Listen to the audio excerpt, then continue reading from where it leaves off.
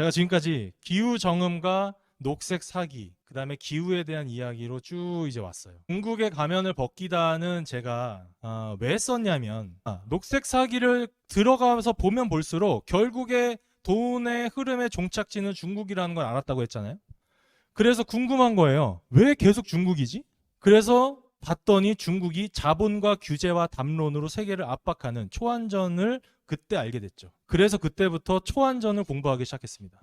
우리나라에도 책이 있어요. 근데 저는 미국 원서들도 몇 권 사서 봤어요. 베스트셀러. 미국은 거의 30년, 40년 전부터 초안전을 다 분석해놨거든요. 근데 그 책들을 이렇게 보면서 이게 책들이 다 너무 어려워요. 책들이 학술적이고 그러니까 통찰력 있고 배울 건 많은데 이거 일반 분들이 읽어서 쉽게 이해가 될까? 혹은 쉽게 읽혀질까?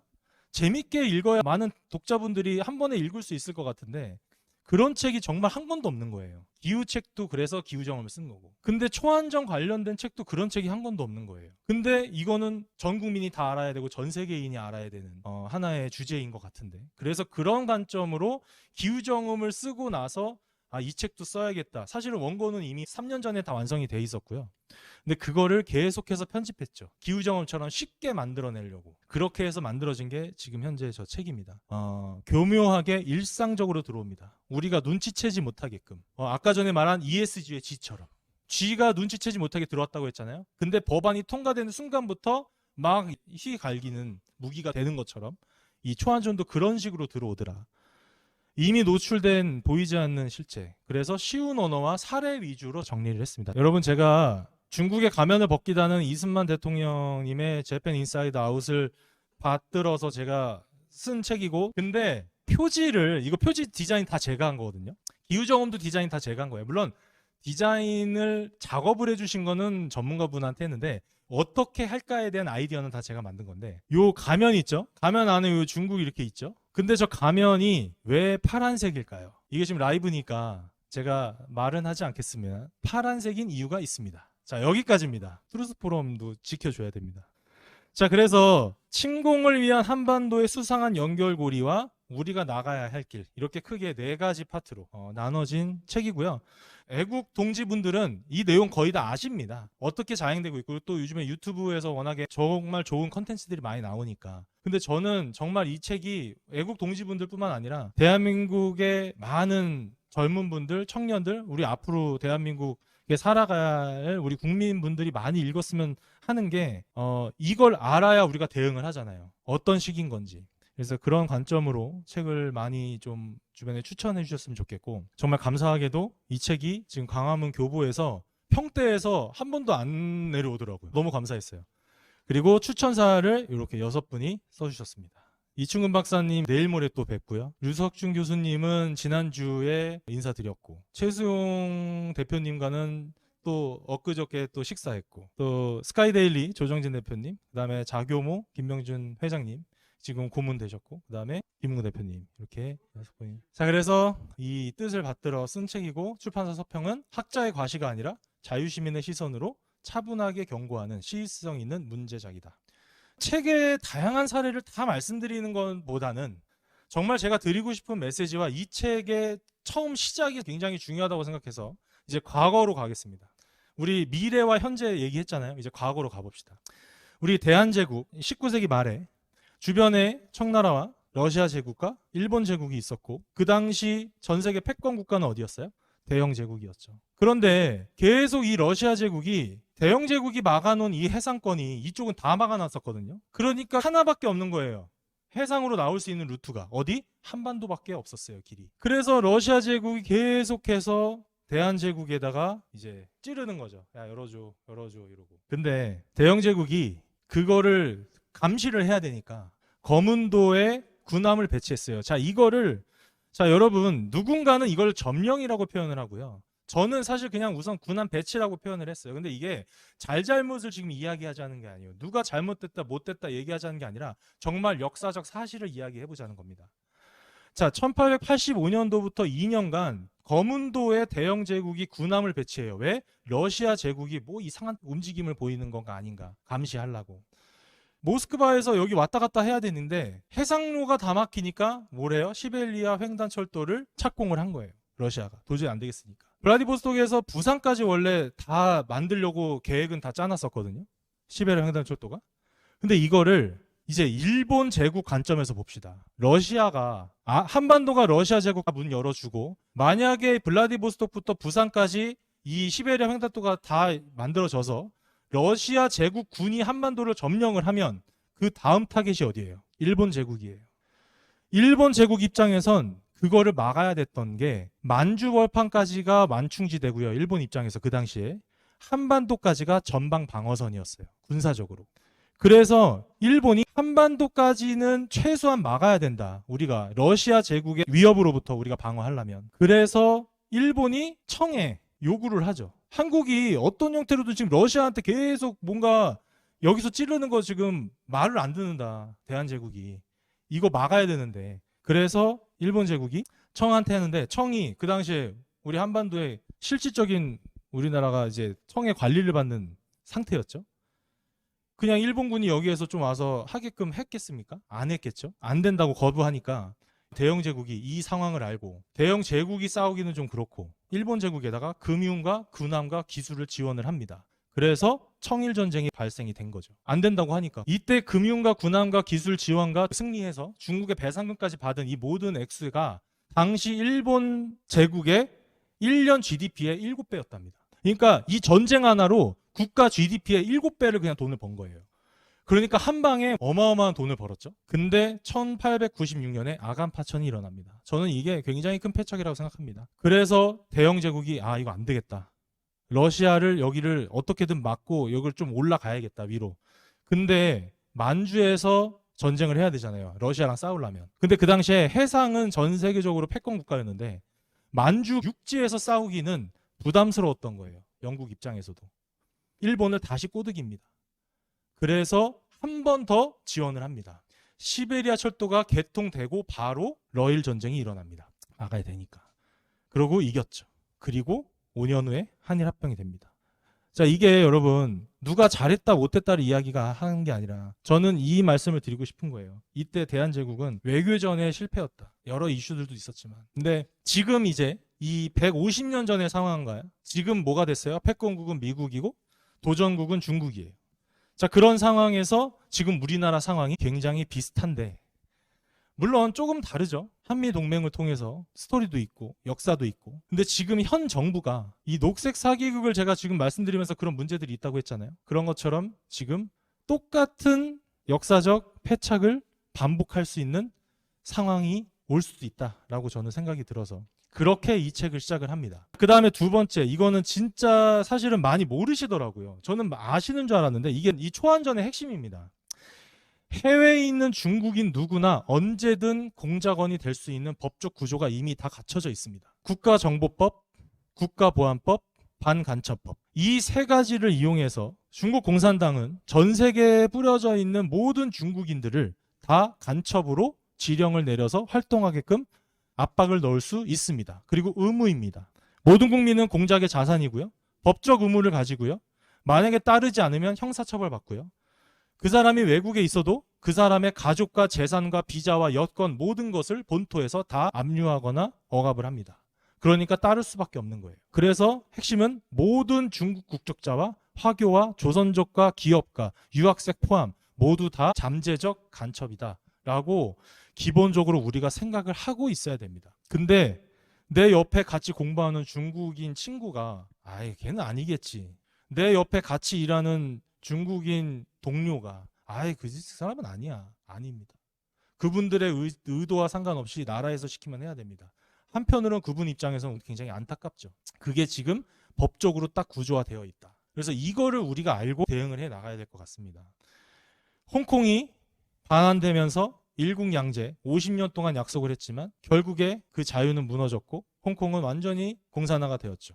실제로 우리나라 5년 전과 홍콩은 거의 비슷합니다. 5년 전에 홍콩에서 벌어졌던 일이 지금 우리나라에서 벌어지고 있다. 친중 정치인 관료 키우고 언론사 광고 끊고 세무조사 압박하고 교과서 내용 바꿔서 인권 자유 민주주의를 삭제하고 이 똑같은 패턴이 우리나라에서 벌어지고 있다. 인터넷 검열과 언론인 지성인 침국과 반중인사 압수수색 및 체포, 이 각각에 대해서 홍콩에서 어떤 일이 벌어졌고 대만에서 어떤 사례가 있었고 우리나라에서 어떤 식으로 들어오는지를 저 책에 하나하나 이해하기 쉽게 사례별로 정리해 놓은 겁니다. 부동산 가격 폭등도 중국 자본을 통해 계획되고 어떤 식으로 계획해서 어떻게 됐는지 사례 있고요. 언론사 프로그램 편성 방향 간섭을 어떻게 했는지, 교사를 어떻게 통제했는지, 공자학원은 무엇을 가르치고 무엇이 문제인지, 그 다음에 도서관, 영화관은 어떻게 검열했는지, 누가 체포당해서 누가 지금 말도 안 되는 억압을 받고 있는지, 홍콩에 5만 대의 AI CCTV가 설치돼 있어서 전 국민을 다 감시하고 있는 이야기,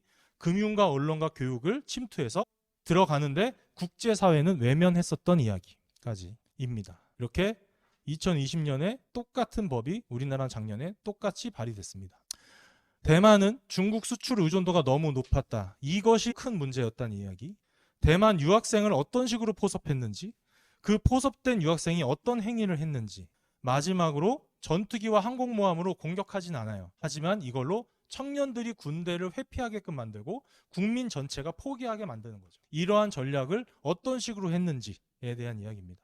그리고 동북공정을 통해서 이미 우리나라 백제 시대까지 중국의 역사로 다 바꿔놨습니다. 그리고 이거는 좀 긴 싸움이고 세대가 바뀌면 생각도 바뀐다는 전략입니다. 그러니까 우리 세대까지가 아니라 우리 다음 세대 아이들을 이렇게 역사 교육을 시켜서 바꿔가겠다는 겁니다. 역사를 지우겠다는 겁니다. 이제 신라 진행되고 있습니다. 그 다음에 차이나타운의 문화일까요? 위장일까요? 입니다. 미국은 지금 차이나타운 폐쇄 조치 진행하고 있습니다. 그 다음에 제가 여기 경찰서까지 이렇게 중국식 저기로 해놨더라고요. 네. 누가 아니랄까봐. 그 다음에 다들 아시다시피 서울대학교 여러분 이거 모르는 사람 정말 많아요. 서울대학교에 시진핑 자료실이 있다는 사실조차 주변에 많이 말씀하셔야 되고 사실 책에도 다 내용이 있습니다. 24가지에 대해서 하나하나마다 이렇게 제가 책에다가 사례별로 정말 재밌는 스토리로 만들어놨고요. 그 다음에 정말 이것도 많이들 아실 거예요. 정율성 어린이 동요제 유튜브에 검색하면 요즘에 또 많이 또 삭제시키는 것 같긴 한데 그래도 있습니다.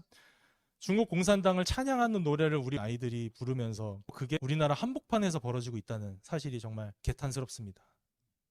이 영상을 여기에 틀려고 했는데 트루스 프롬을 보호하기 위해서 영상은 틀지 않겠습니다. 그 다음에 이제 부동산입니다. LTV, DTI, DSR 부동산 좀 거래해 보신 분들은 다 아실 겁니다. 대출 받는 거에 대한 그 다음에 거래에 대한 어떤 제한들이 다 있어요. 근데 외국인 특히 중국인 대상으로는 어떠한 대출 규제도 없습니다. 왜? 다 외국 은행에서 특히 중국 은행에서 다 받아오니까. 외국인 소유주택 중 중국인이 55.5%, 서울, 인천, 경기에 집중했는데 자금 출처 자체가 불분명한 거래도 굉장히 많습니다. 그리고 제가 아까 말씀드렸죠? 중국은 법적으로 모든 중국인들은 국가의 지령에 따라서게끔만 할 수 있는 법적 구조가 돼 있다면 그것이 개인의 소유일까요? 중국의 소유일까요? 한국에서 부동산을 사면 중국의 소유로 얼마든지 만들어 갈 수 있다는 겁니다. 자, 그 다음에 이것도 문제입니다. 제주도가 그렇게 중국인들이 많이 샀다라고 해서 이 데이터를 딱 보여주면 이런 건 지우고요. 제주도 전체 면적 대비 중국인 소유 토지가 0.53%다 이것만 얘기해요. 얼마 안 되니까 문제 안 되잖아 라고 하는데 잘 보세요.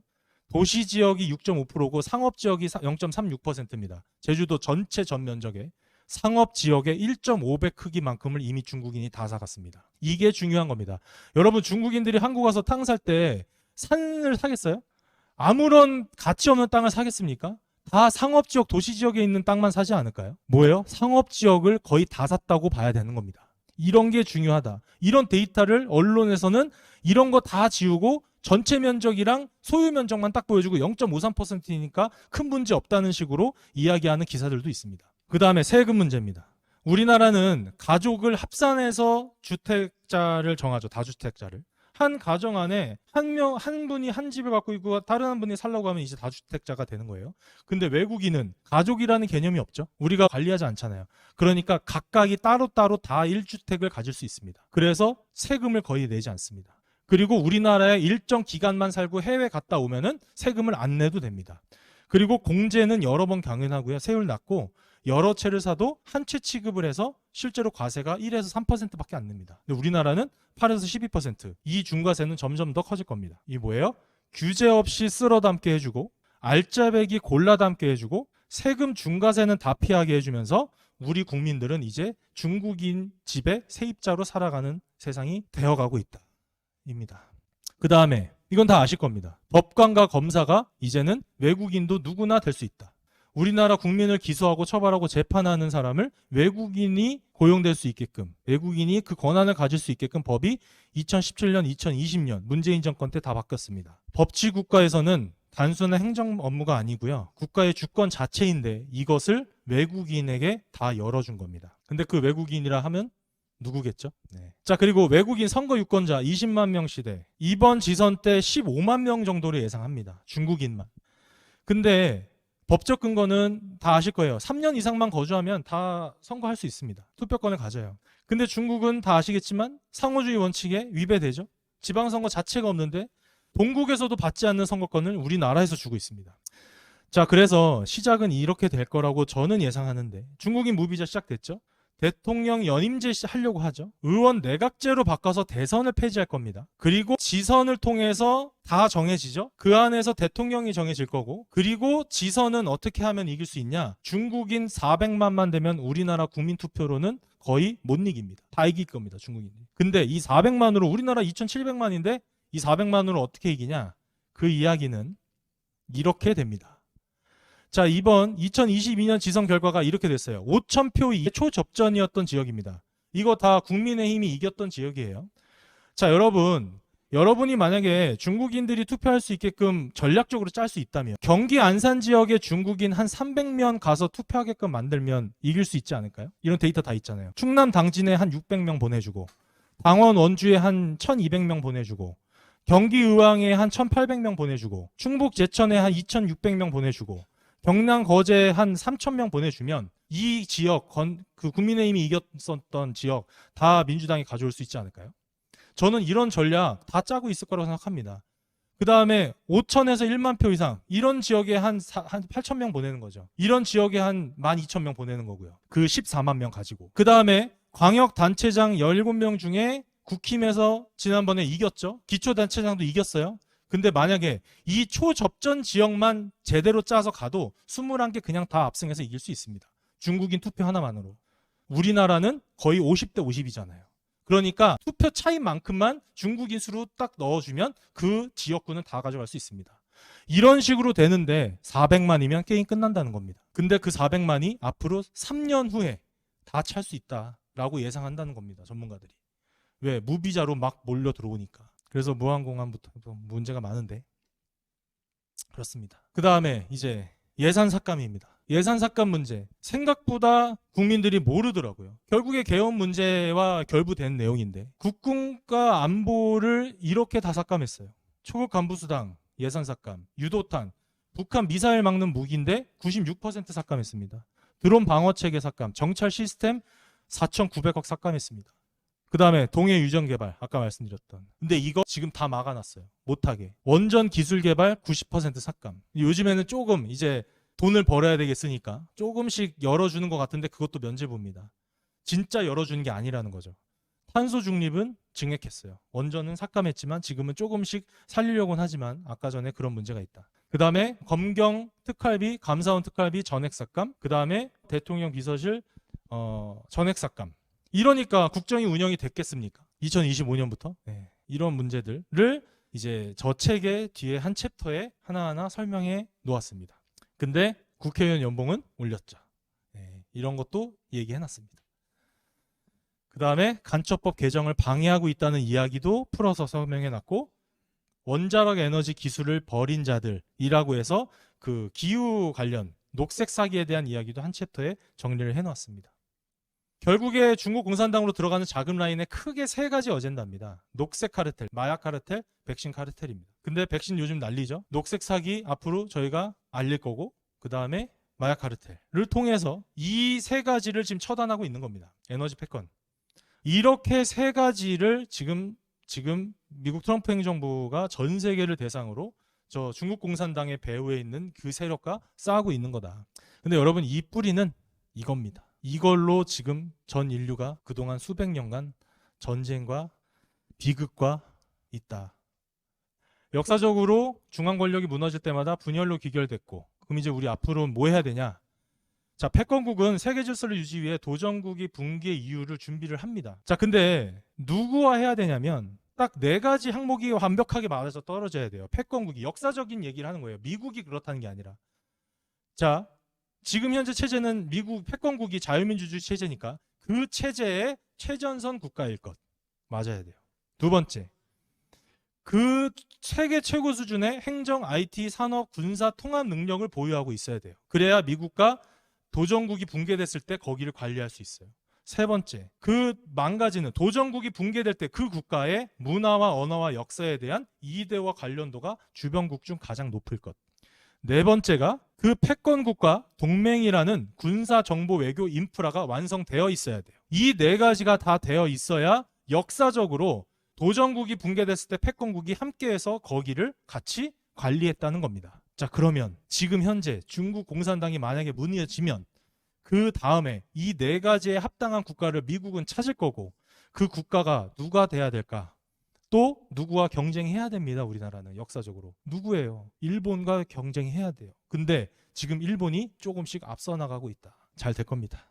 관리 대상 국가가 될 것이냐? 관리 주체 국가가 될 것이냐? 이것은 역사적 기회고 민족 해방의 꿈을 이룰 수 있는 지금 저는 역사적 기회가 된다라고 에필로그에서 마무리하고 책을 끝냈습니다. 교보문고에서 이렇게 절찬리에 판매되고 있고 이 두 책 많은 관심 부탁드립니다. 그리고 세 번째 나올 기후 2권 책 제목을 제가 지금 공개하기 힘들지만 굉장히 또 자극적일 겁니다. 재밌을 거예요. 딱 그 제목만 들으면 아, 그 얘기하려는 거